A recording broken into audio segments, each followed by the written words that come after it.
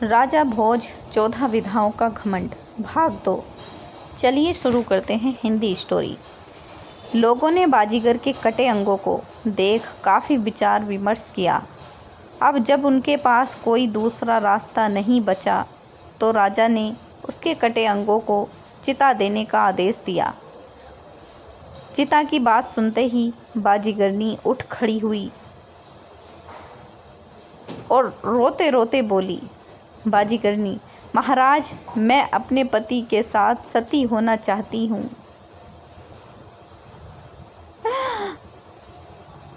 राजा भोज और उनकी रानियों ने बाजीगरनी को खूब समझाने की कोशिश की कि तुम अभी जवान हो, काफ़ी खूबसूरत हो, तो यूँ सती होकर अपना जीवन समाप्त मत करो।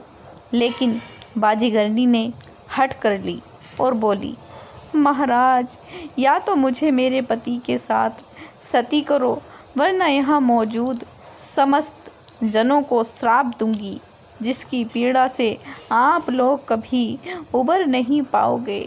श्राप शब्द उस समय बहुत मायने रखता था। लोग इससे भयभीत होते थे। खुद राजा भोज भी श्राप का नाम सुनते ही भयभीत हो गए। अब जब खूब समझाने पर भी वह नहीं समझी तो राजा के पास कोई दूसरा विकल्प नहीं बचा। बाजीगर के साथ बाजीगरनी को सती कर दिया गया। लेकिन समस्या यही समाप्त नहीं हुई थी। असली समस्या तो अभी आनी बाकी थी। अभी दोनों की चिता ठंडी भी नहीं हुई थी कि राजा और प्रजा ने देखा बाजीगर धीरे धीरे रस्सी से उतरता हुआ वापस आ रहा था।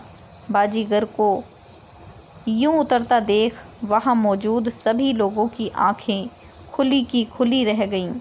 एक बार फिर उनके मन में सवालों का तूफान उठने लगा।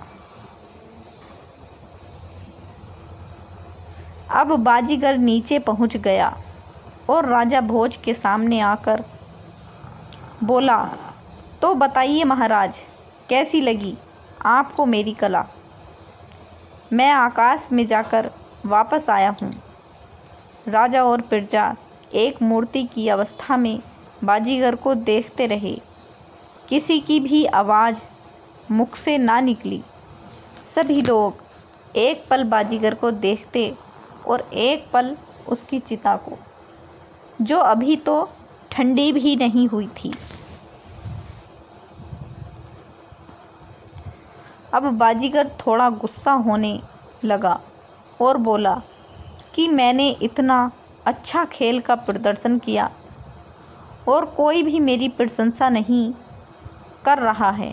जब किसी के मुख से बाजीगर के लिए प्रसन्नता का स्वर नहीं निकले तो उसने कहा, ठीक है महाराज, यदि आपको और आपकी प्रजा को मेरी कला अच्छी नहीं लगी तो मैं आपसे कुछ भिक्षा की आशा भी नहीं रखना चाहता। हम किसी दूसरी नगरी में जाकर अपनी कला का प्रदर्शन करेंगे। आप मेरी बाजीगरनी को बुला दीजिए, जिसको मैं आपके पास सुरक्षित छोड़कर गया था। राजा भोज एक पत्थर की मूर्ति की तरह बाजीगर को देखते रहे।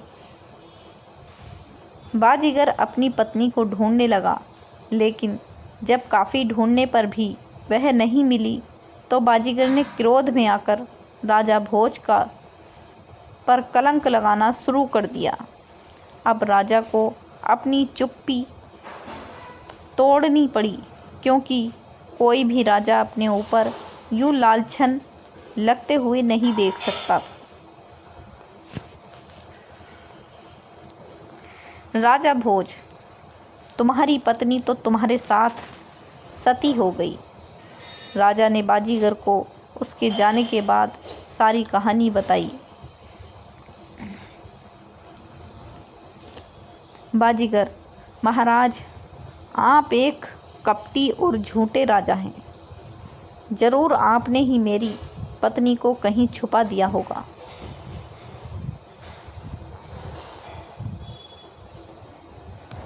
राजा भोज, भला मैं तुम्हारी पत्नी को क्यों छुपाऊंगा?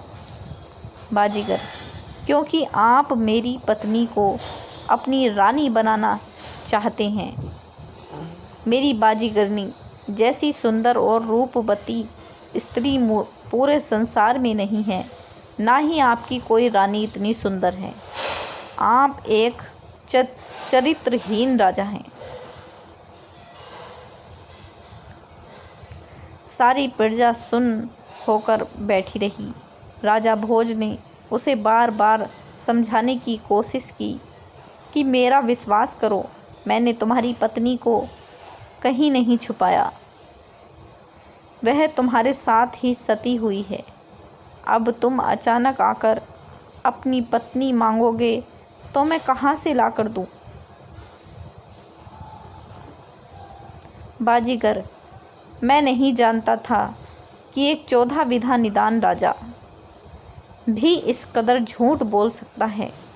मैं स्वयं आपके सामने जिंदा खड़ा हूँ, तो मेरी पत्नी सती कैसे हो सकती है? या फिर आपके मन में कपट आ गया? मेरे जाते वक्त आपने मेरी शर्त अनुसार मुझे वचन दिया था कि जब तक मैं नहीं आता आप मेरी पत्नी को सुरक्षित रखेंगे। और अब जब मैं अपनी पत्नी आपसे वापस मांग रहा हूँ तो आप नाटक कर रहे हैं। मुझे आपसे कुछ भी भिक्षा या दान नहीं चाहिए।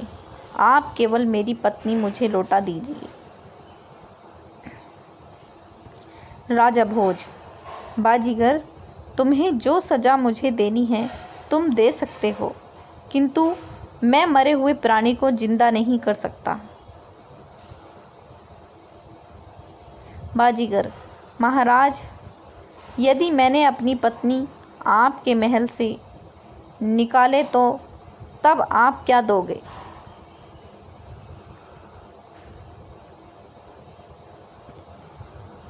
राजा भोज, यदि तुमने बाजीगरनी मेरे महल से निकाल दी तो यह सारा राजपाट मैं तुम्हारे नाम कर दूंगा।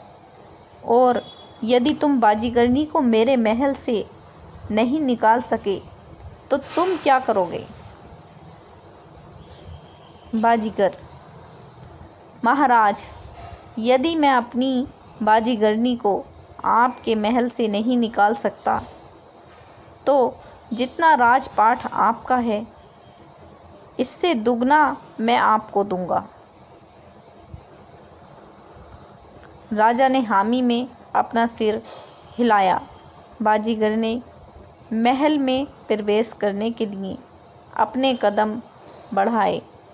उसके पीछे राजा भोज और उनकी रानियां, मंत्रीगण और समस्त प्रजा भी बाजीगर के पीछे पीछे महल में पहुंच गए। महल में पहुंचते ही बाजीगर ने जोर से आवाज़ लगाई, बाजीगरनी, कहाँ हो तुम? आ जाओ, हम चलते हैं। ऊपर से आवाज़ आई, आती हूँ जी। बाजीगरनी एक कक्ष से बाहर निकली और बाजीगर के पास आ पहुँची।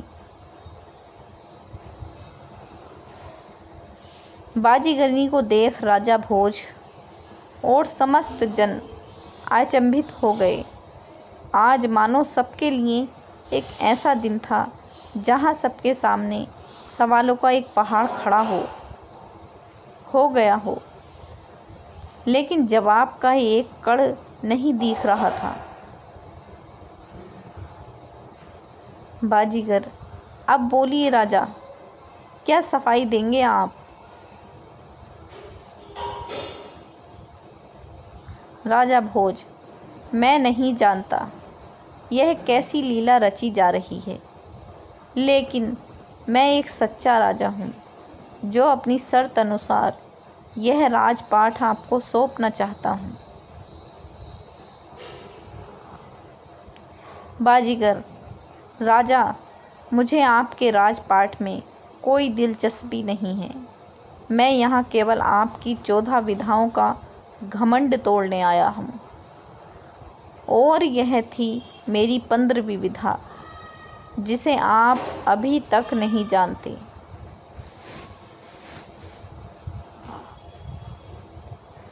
जाते जाते जब बाजीगर और बाजीगरनी ने अपने असली रूप दिखाए तो लोगों के सामने जो सवालों का पहाड़ था वह एक तिनके की भांति बिखर गया। बाजीगर और बाजीगरनी के भेष में आए कोई और नहीं बल्कि भगवान शिव और माता पार्वती थे। दोस्तों, भाग 3 में आप पढ़ेंगे जब राजा भोज 15वीं विधा सीखने के लिए अपनी यात्रा शुरू करते हैं, तब वह किन किन बाधाओं को पार कर 15वीं विधा सीखने में सफल होते हैं।